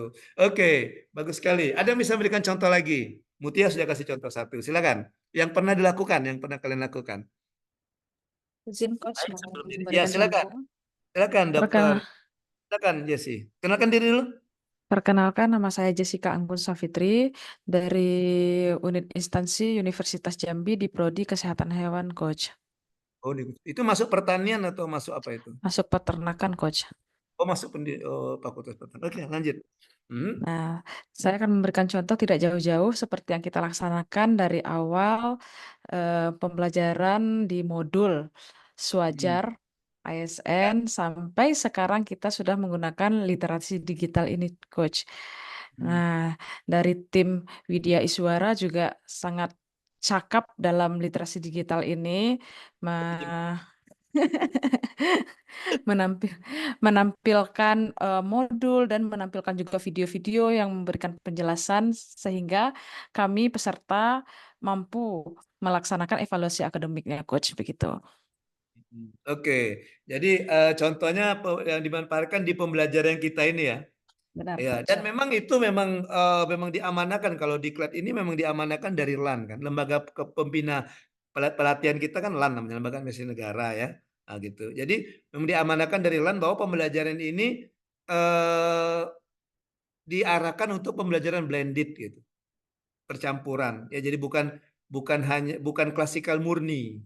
Nah, kalau klasikal murni kan kesannya masih manual juga ya, Jess ya, masih manual kan harus ya biasa kata. Tapi kalau dengan ini kan dengan mendigitalisasi tugas seperti kata Jessica tadi kan bagaimana tadi memakai aplikasi Swajar, Kolabjar tadi ya, Kolabjar LMS ya. Oke. Nah, itu juga contoh bagaimana implementasi literasi digital ya, dalam proses pembelajaran. Oke, baik, itu bahasan kita tentang kedua modul. Oke, kemudian sebelum saya menjelaskan tentang tugas, satu lagi yang akan saya jelaskan posisinya. Mungkin kalian bertanya-tanya ya, ini untuk apa sih belajar ini di aktualisasi nanti, gitu ya. Di mana sih apa ya yang harus kami perdalam atau dominan agenda 3 ini di mana sih letaknya gitu. Nah, oke. Sekilas saya akan paparkan. Nanti penjelasan lengkapnya coach nanti akan menjelaskan posisi mata pelatihan agenda ketiga ini dalam penulisan rancangan aktualisasi. Nah, gitu. Oke, fokus dengan yang saya lingkari saja. Ya. Oke. Nah, nanti ketika kalian masuk ke agenda keempat, memulai rancangan aktualisasi, awalnya kalian adalah harus mengidentifikasi isu. Ya. Kalau misalnya kayak Tika misalnya jadi promotor atau jadi pembimbing tesis atau pembimbing skripsi, biasanya kalau mahasiswa itu ditanya bukan judul ya. Kalau mahasiswa di tahap awal mau pembimbingan ditanya apa? Masalah. Kan? Masalahnya. Ya, masalah apa yang diangkat kan? Ini mengangkat masalah apa gitu ya. Oke, baru nanti dapatlah judul nanti. Tidak langsung ini judul kamu apa gitu ya. Oke, tapi biasanya ya masalah itu ketika ini masalah apa sih yang mau diangkat, yang mau dijadikan disertasi Isu apa misalnya. yang mau diangkat ya? Isu apa yang mau diangkat, Coach? Itu kalau kita di pelatihan ini yang dasar ini isu. Nah, isu ya. Nah, kaitannya dengan agenda ketiga, ketika kalian menarik isu itu refleksikan kondisi instansi dengan melihat substansi dari materi agenda ketiga. Tadi dikatakan agenda ketiga kan ada 2 mata pelatihan. Nah, isu yang kalian angkat itu, yang akan dipecahkan itu kan ada beberapa isu yang ditarik, yang diambil. Nah, kaitkan apakah isu itu ada kaitannya dengan mata pelatihan manajemen ASN atau mata pelatihan Smart ASN. Nah, gitu. Jadi kedua ranah itu diambil isunya itu. Ya. Oh, isu ini berkaitan dengan manajemen ASN. Oh, isu ini berkaitan dengan Smart ASN. Nah, seperti itu. Ya. Oke, jadi di langkah awal sebenarnya langkah awal kita memulai rancangan itu sudah melihat substansi, mengaitkan dengan substansi mata agenda ketiga. Oke, kemudian setelah kita identifikasi, kita dapat beberapa isu, kita deskripsikan isu tersebut. Nah, ketika mendeskripsikan isu, kita lihat juga keterkaitannya dengan agenda ketiga. Seperti tadi misalnya, diidentifikasi kita katakan bahwa isu 1 itu berkaitan dengan Smart ASN. Nah, pada saat mendeskripsikan jelaskan keterkaitannya itu di mana. Oke, keterkaitannya itu di mana, ya. Makanya di sini kita lingkari di sini. Kemudian setelah selesai ini, maka kalian akan mencari gagasan kreatif untuk pemecahan isu di sini kan. Isu sini, maka menemukan gagasan kreatif. Nah, ketika kalian merumuskan gagasan kreatif, kembali lagi kaitkan gagasan kalian itu ke substansi mata pelatihan agenda ketiga. Apakah gagasan saya ini yang akan saya kerjakan ini itu memperkuat manajemen ASN atau memperkuat dari smart ASN? Nah, gitu, ya. Oke, gitu. Jadi di sini letak ininya, letak agenda ketiga itu ya peranannya. Coach Oke, Ariel, ya. izin ke belakang sebentar, Coach. Oh, silakan. Siapa? Despi, Despi ya? Coach. Oke, Ya. ya. Oke. Silakan. Pulangnya bawa oleh-oleh ya. Iya, lanjut. Tidak ada yang tanyakan tentang ini? Tentang posisi dari agenda ketiga ini? Oke. Kalau tidak ada, saya mau mendengar yang siapa ya tadi yang belum saya dengar suaranya ini ya. Sri ini kayaknya bisa belum dengar suaranya nih Sri ya. Iya, Iya. Coach. Sri. Iya. Sri bisa buka kembali tugas waktu di agenda 1 hari kedua dapat tugas ini enggak? Menarik isu enggak? Isu instansi. Oh ya, ada Coach. Waktu Sebentar saya itu buka. siapa Isu tutornya? kontemporer. Tutornya siapa waktu itu? Bu Dwi Handayani. Ah ya, ada tugas menarik isu kan? Ada Coach. Oke, bisa ditunjukkan Oh, baik. sambil menunjukkan kenalan lu Sri di prodi apa Sri ngajar Sri? Perkenalkan Coach, nama saya Sri Desdita Komari, biasa dipanggil Dita, jabatan sebagai asisten dosen ahli di instansi Universitas Sriwijaya, Prodi Teknik Pertambangan, Coach. Wih, pertambangan. Alumni Dita alumni Unsri. Iya, Coach. Angkatan berapa? 2013, Coach. Angkatan 2013. S1-nya. Iya. SMP-nya. Oh, senior anak saya 2015. Oh. Tapi dia yang kelas bukit dia Dita, kelas yang dia jalur mandiri dapatnya. Diterima di jalur mandiri. Saya Layo, Coach. Kampus Layo.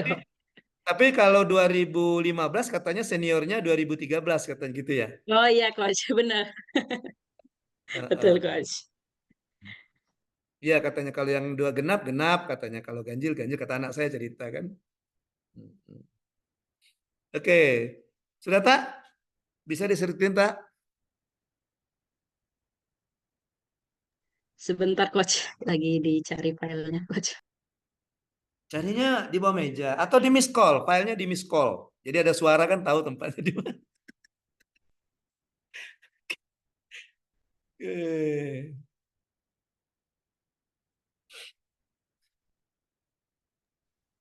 Izin menampilkan, Coach. Oh boleh, Tika. Tika tadi Dita tadi yang menampilkan. Dita, Coach. Oh, saya tutup dulu yang saya ya. Oke, Coach. Nah, ya, silakan Dita. Apakah terlihat, Coach? Oke, nah ada kelihatan. Nah, coba sama-sama lihat ya. Dita mengambil 3 isu ya. Kita tidak usah lihat APKL-nya ya. Kita lihat isunya saja. Iya, Coach. Ya, ada 3 isu yang dikemukakan oleh Dita ini ya. Belum penting penggunaan website, belum penting penggunaan laboratorium, kurangnya di budaya disiplin. Nah, mari kita diskusikan. Menurut kalian, isu 1 ini berkaitan dengan substansi mata pelatihan 1 manajemen atau kedua, Smart ASN. Isu pertama yang diangkat Dita ini. Sama-sama, kita jawab semua bisa pendapat. Smart ASN, Coach. Smart ASN ya Tika, si Anu ya orang karena ada kata penggunaan website dan sosial media ya. Website. Ya, Coach. Soalnya website jurusan maupun media sosial jurusan tuh kurang berkembang, Coach. Apalagi websitenya gitu. Belum Jadi belum makanya saya optimal angkat ya. isu ini. Coach. Tiap Oh, mau Pak. buka websitenya gitu, Coach. Informasinya yang itu terus ya. Ya, Enggak. makanya Iya. saya angkat isu ini. Kudet ya, kurang update, kudet. Iya, Kurang update. kurang update. Betul, Iya. Coach. Oke, kalau yang kedua menurut kalian gimana? Efektifnya, iya, Coach. Penggunaan alat laboratorium. Jadi kalau misalnya kan ada mata kuliah praktikum tuh, Coach. Jadi cuman kayak sebatas pertemuan biasa gitu, Coach, tidak memakai alatnya, Coach, seperti itu. Jadi alat di laboratorium itu kayak terbengkalai, jarang digunakan seperti itu, Coach. Oke, nah alat ini berkaitan dengan Smart ASN, alatnya sudah ada ya? Alatnya sudah ada kan? Ada, Coach, ada. Alat, Ada kenapa alat beberapa mata kuliah, berkaitan dengan beberapa mata kuliah yang tidak memakai alat ini, Coach. Seperti itu kenapa sih. sampai tidak pakai itu? Ada apa di situ? Kenapa sampai berhubungan dengan apa sampai tidak ada alat itu? Berhubungan dengan sistem atau berhubungan dengan manusianya atau berhubungan dengan apa? Mungkin kurangnya apa sih? Kayak laboran, mungkin tidak ada laborannya itu, Coach. Seperti Oke, itu, itu Coach. berhubungan dengan manajemen ASN. Manajemen ASN. Iya, bagaimana pemahaman misalnya bagaimana pemahaman ASN itu terhadap penggunaan alat labor. Iya, bisa Iya, jadi ya. Coach. Ya, Heeh. oke. Jadi yang kedua berkaitan dengan manajemen ASN. Yang ketiga, Kurangnya gitu. budaya disiplin. Sering datang terlambat, Coach, untuk mahasiswanya. Nah, kalau ditinjau dari ASN-nya, apa penyebabnya sampai mahasiswa itu masih ada yang kurang disiplin ketika menghadiri perkuliahan misalnya. Kalau ditinjau dari ASN-nya, kurang apa? Apakah berkaitan dengan manajemen ASN, pengelolaan dalam diri ASN itu sendiri, atau berkaitan dengan pemanfaatan digital? Untuk manajemen ASN-nya sih, Coach, sepertinya. Ya, sepertinya ke manajemen ASN bisa ya. Ya. Ya. Jadi Ya. bagaimana ASN-nya, dosen ASN itu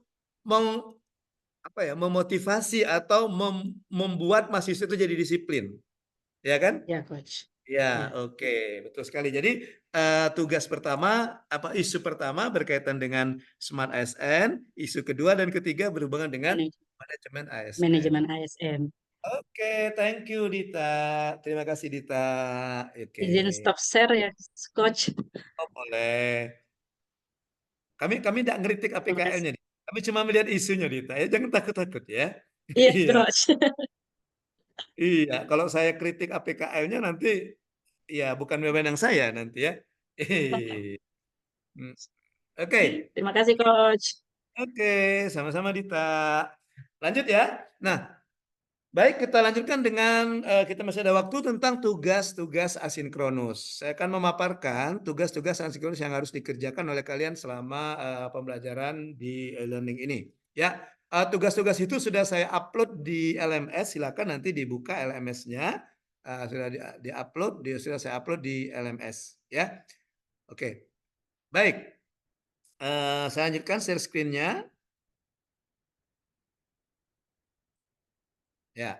Nah, seperti biasa, mungkin kalian juga sudah mendapatkan tugas-tugas asinkronus di agenda 1 dan agenda kedua, bahwa tugas asinkronus ini terdiri dari dua jenis, ada tugas individu dan ada tugas kelompok. Ya, ada tugas individu dan ada tugas kelompok. Maksudnya tugas dikerjakan seperseorangan kalau individu kan. Oke, kelompok dikerjakan dalam kelompok. Baik, tugas individu di hari ke-8 itu kalian membuat learning journal, ya. Learning journal seperti yang sudah mungkin sama saja, di mana learning journal itu berbentuk video. Kemudian ada tugas kelompok untuk hari ke-8 di mana kalian melakukan observasi virtual implementasi manajemen ASN dan Smart ASN, ya. Oke, sedikit saya ceritakan bahas tentang learning journal. Jadi learning journalnya berbentuk video, durasinya maksimal 5 menit, di mana isi dari video itu kalian bercerita tentang pengalaman belajar secara substansi dan proses pembelajaran, baik pembelajaran sinkronus maupun pembelajaran asinkronus. Ya.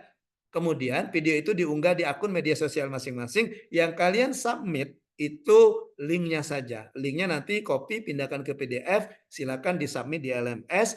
Backupnya silakan kirimkan dengan saya melalui WA sebagai backup untuk mengantisipasi kalau saya menemui kesulitan membuka di LMS. Ya, namanya juga LMS itu kan aplikasi buatan manusia ya. Kadang-kadang LMS-nya itu lemes gitu. Sesuai singkatannya kan LMS lemes gitu ya. Atau kadang-kadang nama LMS-nya Collabjet jadi collapse. Kadang-kadang ya namanya gitu ya. Jadi untuk mengantisipasi itu ketika saya memberikan penilaian, ya saya bisa buka WA. Ya. Nanti ada nomor WA saya kasih ya gitu. Kemudian waktu pengumpulannya hari ini saya tunggu paling lama jam 23.59. Tapi boleh di bawah itu ya. Pokoknya usahakan jangan lewat jam 24.00 karena sudah beda hari. Nggak lagi hari Sabtu kan, kalau sudah jam 24 kan sudah masuk hari Minggu kan. Oke. Baik. Kemudian tugas kelompok. Nah, tugas kelompok kalian nanti dibagi kelompok. Pembagian kelompoknya ada di LMS. Saya bagi 2 kelompok kecil dan mana yang bisa mengunggah di LMS itu hanya ketua kelompok ya. Sudah paham mungkin ya bagi kelompok itu. Nah, yang kalian lakukan adalah mengobservasi virtual implementasi manajemen ASN dan Smart ASN. Ini poin-poin yang kalian masukkan. Ada 3 poin yang dimasukkan dalam laporan observasi virtualnya. Yang pertama deskripsi lokus. Kalian observasinya di mana? Ya, observasinya boleh di pemerintahan, di kementerian, boleh juga di pemerintah daerah, pemerintah provinsi atau pemerintah kabupaten atau pemerintah kota, atau bisa juga kalian ke BUMN bisa juga. Ya, yang pertama kalian definisikan lokusnya, kemudian buat semacam analisis lah gitu ya, narasikan bagaimana implementasi manajemen dan Smart ASN di tempat tersebut. Ya, di lokus ini, di tempat observasi. Kemudian kalian menunjukkan berpikir kritisnya, di mana menyebutkan apakah sesuai dengan ya substansi mata pelatihan dari manajemen ASN dan Smart ASN yang ada di agenda ketiga. Ya.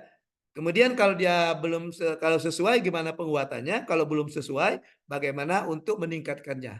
Nah, gitu. Ya. Ya, gitu.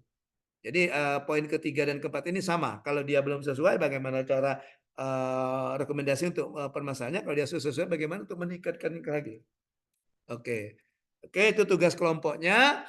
Itu dibuat dalam format PDF dan juga jangan lupa bahan tayang. Karena nanti besok hari ketiga kita, hari Selasa, kalau tidak salah di jadwal itu masing-masing kelompok akan menayangkan hasil observasinya. Makanya perlu bahan tayang, ya. Jadi buat paper ada format PDF dan juga ada bahan tayangnya. Oke, waktu pembuatan hari ini dan dikumpulkan hari ini juga paling lama jam 23.59. Oke, kemudian tugas kali besok hari ke-9 itu sama seperti ini, learning journal sama, ya. Oke, kemudian tugas individunya itu kalian mengidentifikasi deskripsi implementasi manajemen Smart ASN. Misalnya tadi saya tanya ke Dita, ya. Dita tadi sudah dapat 3 kan? Mana Dita tadi? Mana Dita ya? Dita masih di sini, Dita. Hadir, Coach. Oh ya, hadir ya, ada. Oke. Nah, tadi misalnya contohnya Dita tadi kan sudah dapat 3. 3 tadi Dita sudah kita sepakat bahwa 1 di Smart ASN, 2 di manajemen ASN. Sekarang tugasnya untuk Dita cari lagi 2 yang Smart ASN, 1 yang manajemen ASN sehingga dapat 3. Itu minimal. Boleh. Kalau misalnya Yora, kayaknya tempat saya bukan 3 deh, Coach, tempat saya ada 4, boleh gitu. Ya, atau Tengku, wah terlalu sedikit ini, tempat saya malahan 10 yang manajemen ASN, 10 yang Smart ASN. Silakan Dokter Tengku, silakan Tengku kalau mau itu. Ya, oke. Tapi yang jelas ada di situ ya. Jangan manajemen ASN semua atau Smart ASN semua. Oke. Kemudian setelah kalian dapat itu, kalian deskripsikan isu-isu tersebut berdasarkan data dan fakta, uraikan dampak dari isu-isu tersebut kalau tidak diselesaikan, kemudian hasilnya itu dibuat seperti form gini. Nah, jadi kalian tidak usah membuat semacam makalah, lengkapi saja form ini. Jadi nomor, isu aktualnya apa, ya, kemudian kondisi isu aktual nanti ditambah dalam kurung misalnya manajemen ASN atau Smart ASN. Kondisi saat ini itu yang kalian ceritakan. Kondisi saat inilah yang menghadirkan data dan fakta. Oke, kondisi saat ini, ya. Kemudian kondisi ideal, gimana kondisi idealnya? Boleh juga menampilkan data dan fakta. Misalnya, kalian mengambil isu tentang plagiasi di karya tulis mahasiswa misalnya, deskripsi atau plagiasi di tugas akhir mahasiswa. Nah, kondisi saat ini apa yang terjadi? mungkin ada data dari tim plagiasi itu bahwa berapa persen skripsi mahasiswa itu pada pengajuan pertama misalnya tingkat plagiasinya masih tinggi. Kondisi idealnya pada pengajuan pertamanya sudah misalnya 10% atau sudah 15% sudah di ambang batas seperti itu. Ya, dampaknya apa? Dampak kalau kondisi saat ini tidak ditanggulangi. Ya, kemudian siapa yang terdampak? Pihak yang terdampak apakah mahasiswa, apakah dosen, apakah tenaga kependidikan, atau secara umum apakah jurusan, apakah program studi, apakah fakultas atau universitas secara global. Siapa pihak yang terdampak? Ya, oke, cukup mengisi ini saja. Oke, nah kemudian setelah mengisi itu kalian identifikasi untuk menggunakan isu untuk menentukan penyebabnya. Pilih dulu nanti dari ini kan misalnya di sini tadi. Ke sini dia. Ya, ke sini tadi misalnya Tengku tadi misalnya ada 10 isu misalnya yang Tengku tadi. Ya, 10 isu bisa aja komposisinya bagaimana pokoknya 10 isu. Setelah Tengku analisis, misalnya tadi ada seperti kayak Dita tadi menggunakan APKL, maka akan mendapatkan satu isu terpilih. Yang peringkat pertama ini kan, pilihlah satu isu. Nah, dari satu isu itu silakan nanti tentukan penyebabnya. Penyebabnya apa? Dengan menggunakan teknik analisis isu apa? Saran saya gunakan fishbone saja yang mudah ya. Gunakan tulang ikan. Nanti dikelompokkan misalnya yang terpilih tadi isu tentang masih tingginya plagiasi di kalangan karya tulis akhir mahasiswa TA ya, tugas akhir mahasiswa misalnya. Maka akar penyebabnya apa? Dikelompokkan kalau tulang ikan itu dari man-nya apa? Dari segi manusianya apa? Dari manner-nya apa? Dari method-nya apa gitu. Ya. Atau bisa juga dari poin yang lain, dari lingkungan, dari sumber daya, dan sebagainya. Baru nanti ada tulang-tulang kecilnya ya. Oke. Kemudian dari situ, maka tentukan gagasan kreatifnya apa untuk menyelesaikan isu tersebut. Nah, gagasan kreatif yang kalian kemukakan apa? Apa saja gitu. Ya. Oke, ini agak berat, ini tugas untuk yang individu yang hari kedua ini agak berat, panjang. Jadi itu sudah saya masukkan juga di LMS. Boleh kalau korbankan weekendnya minggu besok, jangan jalan-jalan dulu, kerjain tugas deh. Biar ada waktu 2 hari untuk ngerjain minggu dan Senin gitu. Karena deadline-nya Senin, ya gitu ya. Oke. Oke. Atau kalian boleh juga pakai prinsip kalau bisa dikerjakan besok, kenapa harus dikerjakan hari ini gitu. Betul enggak Tika? Iya, kalau bisa dikerjakan besok, kenapa harus dikerjakan hari ini gitu. Kalau orang Prinsip Squidward, Pak. oh gitu, quick word. Apa SKS ya Tengku ya? SKS, kebut semalam ya. Iya. Atau gunakan prinsip lain Tengku misalnya. Kalau orang lain bisa, kenapa harus saya gitu. Kalau orang lain bisa, kenapa harus saya mengerjakan ini? Oke, kalau Tika bisa, kenapa harus Tengku kerjakan ini gitu ya? Oke, itu tidak boleh itu prinsip itu Tengku ya. Iya, jadi sama-sama kerjakan. Oke, gitu ya. Gitu. Kemudian tugas untuk hari Selasa, ini tugas hari Selasa sama learning journal, kemudian pengembangan hari Selasa dan juga ada tugas kelompok studi kasus ya. Studi kasus. Oke. Itu tugas kita pada hari ini ya. Studi kasus. Terima kasih dan ini ada alamat saya. Oke. Itu salah satu pemanfaat AI itu foto itu. Kalau kalian lihat aslinya seperti itu. Iya, itu ada nama saya, alamat saya, ya, ada nomor HP, nomor WA juga. Nanti untuk mengirimkan backupnya silakan kirimkan ke situ. Itu ada email, kalau mau pakai email juga seperti itu. Kalau mau pakai akun media sosial, silakan di WA saya apa nama akun media sosialnya. Iya, nanti saya kasih tahu. Oke, ya, gitu ya. Oke, silakan kalau ada pertanyaan sehubungan dengan tugas. Before I close, silakan. Izin Coach mau nanya, Ya. itu kan learning journalnya ada 8, 9, 10 ya Coach. Sedangkan kalau di LMS-nya cuma ada 2 link ya Coach untuk learning journalnya. Itu ditambah ya Coach nanti. Dua room ya, cuma ada 2 link ya, dua room ya, Iya, Dita ya. iya. Ya. Nanti gini dulu, saya usulkan dulu ke penyelenggara, ke PIC-nya, kalau bisanya memungkinkan untuk ditambah, ya ditambah gitu ya. Kalau tidak memungkinkan, kalau kata, kan ini kan LMS kita kan dia ke link juga ke LAN kan. Kalau Ya, katanya Coach. wah Pak ini nggak bisa lagi karena sudah begini, sudah aturannya, ya kalian kirimkan saja di WA. Kirimkan saja di WA. Untuk LJ-nya tetap ngerjain Dita. Jangan berharap tidak mengerjain LJ-nya. Iya, Coach. Pikiranmu ya. Pikiranmu inginnya 2 saja, 3 nggak usah.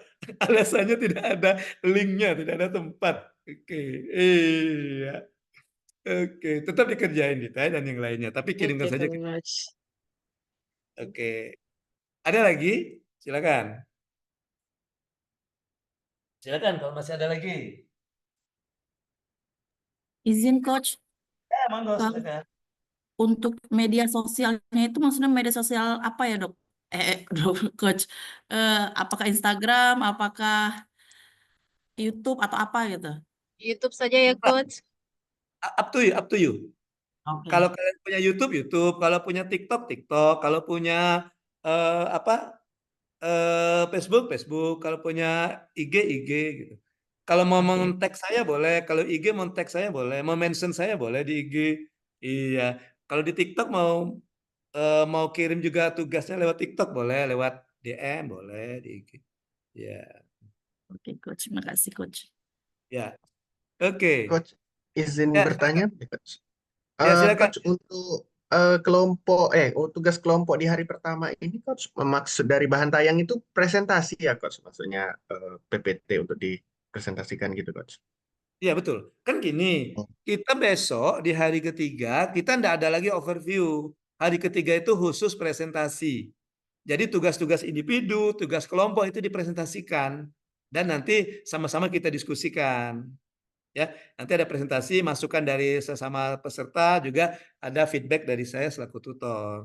Gitu. Makanya perlu bahan presentasi itu Tengku. Untuk medianya boleh terserah lah. Kalau mau pakai PPT boleh, mau pakai Canva boleh, mau pakai Prezi boleh, mau pakai mind map boleh, terserah lah. Untuk alat presentasinya boleh, terserah. Ya, mau Oh pakai ya, apa? Coach, paham.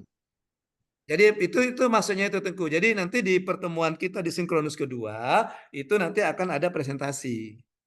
Jadi misalnya kelompok 1 silakan presentasikan, nanti kelompok 2 menanggapi. Gitu ya. Makanya itu. Terima kasih, Coach. Ya, untuk tugas individu tidak usah bikin bahan tayang, nanti cukup tayangkan saja nanti di PDF-nya langsung. Ya. Oke. Karena saya takut nanti kasihan kan kerja 2 kali buat PDF, buat bahan tayang juga ya. Tapi kalau tugas kelompok kan aman itu, bisa bagi tugas kan. Ini sudah kita diskusi PDF-nya, siapa nih yang mau bikin bahan tayangnya? Ya, gitu. Ya enggak? Oke, ya. Jadi bisa sama-sama diskusi. Ada lagi? Ilham, ada pertanyaan Ilham? Izin Prof Coach mau nanya itu yang di pertemuan terakhir ya tanggal 1 Oktober itu juga nggak ada itu Prof, upload tugas kelompok, cuman ada link untuk Zoom. Gimana itu Prof? Kan tugas kelompok kita ada 3, yang pertama hari ini, terus hari Senin sama Selasa. Yang Selasa juga nggak ada. Hari Senin ada tugas kelompok ya? Hari kedua ya? Hari kedua ada tugas. Hari ketiga Coach yang tidak ada hari ke-11. Nah, yang hari ketiga Prof nggak ada juga. Ya, nah untuk yang hari ketiga itu sudah saya pindahkan ke hari kedua. Kan di link apa di tugas itu di LMS itu kan hari ketiga ada apa roomnya, ada tempatnya untuk masukkan tugas kelompok kan. Sedangkan tadi saya katakan tidak ada tugas kelompok. Nah itu tugas kelompok hari ketiga itu. Diisi saja dengan tugas kelompok hari ketiga. Kan tugas kelompoknya cuma 2 Ilham. Hari pertama dan hari ketiga. Ya. Ya. Nah kan ditanyakan si kita tadi yang tugas individu LJ-nya ya. Oke tadi. Ya. Oke. Aduh. Ada lagi? Ilham dari prodi apa Ilham? Izin Coach mau perkenalkan, saya Ilham dari prodi Sosiologi Universitas Sriwijaya. FISIP. Namanya FISIP ya. Saya yang di gelombang 1 bimbing Rida, Pandu, Eci. Kenal ya Ilham ya? Sama-sama di CPNS di FISIP. Rida di HI, kalau nggak salah Pandu di Eci di Administrasi Publik, Pandu di Administrasi Negara. Ya, sama Ada sibuk. Coach. Ya, Ya si Pandu dan Eci. Eci sama. Oh ya, Tracy Austin. iya, Tesi Austin. Itu bimbingan saya itu ketika di gelombang 1 kemarin. Kemarin kami coaching, setiap minggu kami ada Zoom untuk coaching. Oke. Mentornya Pak Azhar, Tika. Nanti mungkin Pak Azhar juga ya, Tika ya. Iya, insya Wadik, Allah sebetulnya semuanya Pak Azhar, Coach. WD ya. Iya, Wadik. WD 1. Support sekali Bapak itu. Maksudnya ya kelihatan bahwa dia mendukung anak-anak Latsar ini ya untuk melakukan itu. Ya. Oke, baik. Gitu ya. Masih ada? Ya. Baik, kalau tidak ada lagi, saya rasa cukup dulu pertemuan sinkronus kita pada hari ini. Tapi seperti saya katakan di awal, saya masih punya tanggung jawab untuk membersamai kalian di pembelajaran agenda ketiga. Jadi jangan sungkan-sungkan kalau ada pertanyaan, ada kesulitan mengerjakan tugas, itu silakan komunikasikan dengan saya melalui WA. Tadi sudah kasih nomor WA-nya, ya. Itu sudah jadi kewajiban saya selaku tutor di agenda ketiga di kelompok 2 ini, ya. Oke, jangan kalian pendam sendiri kalau ada kesulitan, gitu ya. Nanti bingung-bingung, HP-nya dibanting, laptopnya dibanting. Jangan deh ya, jangan. Oke. Oke, baik. Terima kasih semua ya. Terima kasih atas partisipasinya. Terima kasih atas kehadirannya. Mohon maaf kalau ada kesalahan, ada kekeliruan, ada salah-salah kata selama pembelajaran kita. Nanti kita ketemu lagi secara virtual classroom tatap muka di sinkronus kedua pada hari ketiga. Demikian pembelajaran kita sinkronus pertama hari ini untuk agenda ketiga. Saya akhiri dengan ucapan billahi taufik wal hidayah. Wassalamualaikum warahmatullahi wabarakatuh. Waalaikumsalam. Waalaikumsalam warahmatullahi wabarakatuh. Terima kasih banyak, Coach. Sama terima kasih juga buat Pak Pengamat. Izin ya saya live ya. Bye-bye, see you.